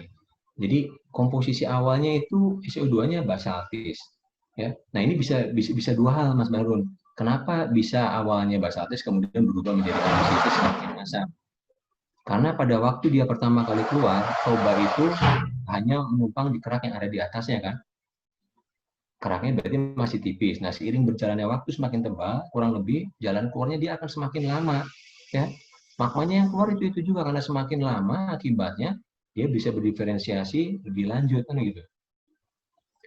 Nah, kalau SiO2 itu adalah garam, maka cara membuat sop menjadi asin itu dua hal. Satu, ditambah garam, berarti kontaminasi dari kerak yang ada di atasnya. Atau tanpa ditambah garam, kira-kira gimana? Diangetin aja terus, begitu ya. Airnya keluar, yang lainnya SiO2-nya tetap, garamnya tetap di situ kan. Makanya kalau makan di warung belakang kampus, nanti ya makan gulai, makan itu asin. Nah, ini mungkin makanan kemarin gitu loh. Ya, belum tentu ditambah garam, bisa jadi sudah diangetin terus berkali-kali. Jadi di sini bisa berubah dari andesitik kemudian ke granitik itu bisa dua hal. Bisa karena kontaminasi, kerak yang ada di bawahnya tadi komposisinya granitik, atau bisa dari fungsi waktu saja. Ini kan menarik. Kalau benar ini kerak benua itu kerak di bawah Toba itu granitis, kenapa masih kita punya andesitis? Nah, kita harus membayangkan berarti pada waktu ini keluar pertama kali harus ada jalannya supaya tidak berinteraksi. Jadi begitu kan interpretasi geologinya. Mudah-mudahan menjawab Pak Barun ya. Berarti emang berhubungan dengan evolusi magmanya gitu ya, Pak? Dengan evolusi magma, tapi evolusi magma itu bisa karena kontaminasi atau tanpa kontaminasi fungsi waktu saja, ya. Jadi kalau dengan kontaminasi, memang tadi saya kasih contoh kalau SiO2 itu adalah garam, maka membuat sop itu asin itu adalah bisa satu dengan kontaminasi atau dengan sopnya itu diangetin terus, yang lainnya menguap, garamnya tetap di situ kan gitu.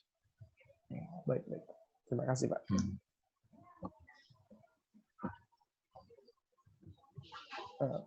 Pertanyaannya sudah tidak ada, Pak. Mungkin, Pak. Pertanyaannya cukup. Sudah tidak ada, baik. Ya. Iya. Mudah-mudahan cukup membantu ya. Barangkali sebelum itu ada yang mungkin sebelum diakhiri mungkin ada closing statement dari Bapak, Pak, terkait memang geopark dari Toba ini sendiri atau tentang apa, Pak?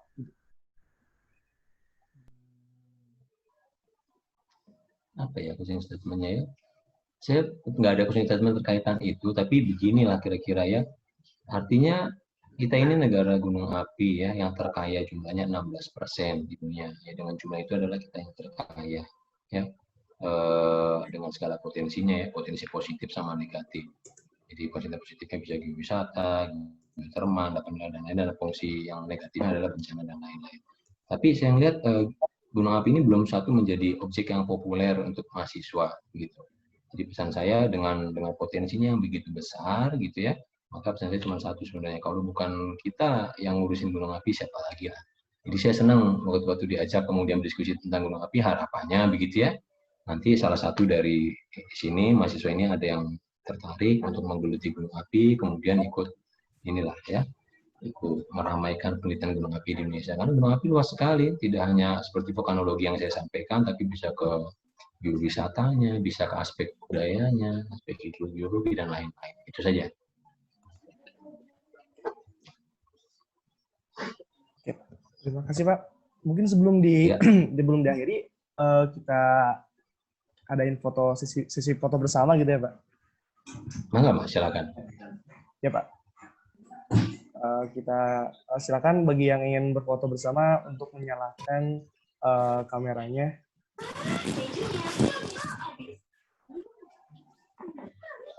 Oke, masih saya tunggu.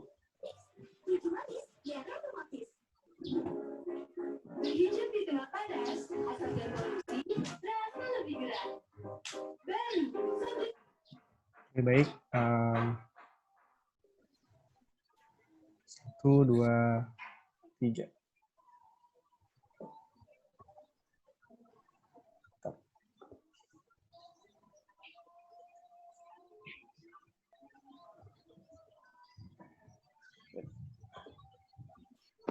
Satu kali lagi, Pak.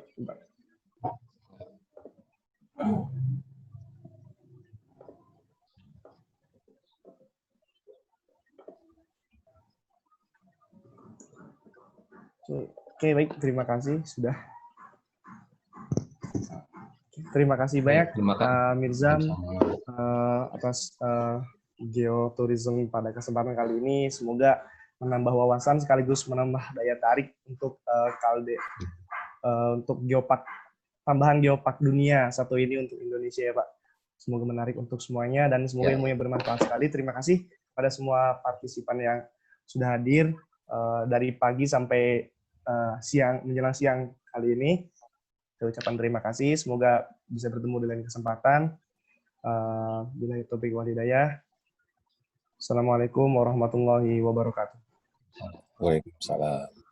Terima kasih Pak Mirzam. Sama-sama Pak Awang, Bapak Ibu, Fakultas Biologi mahasiswa, sampai ketemu lagi. Pak Mirzam. Mohon pamit saya. Terima kasih Pak. Terima kasih Pak Mirzam. Terima kasih Pak. Terima kasih banyak Pak. Terima kasih Pak.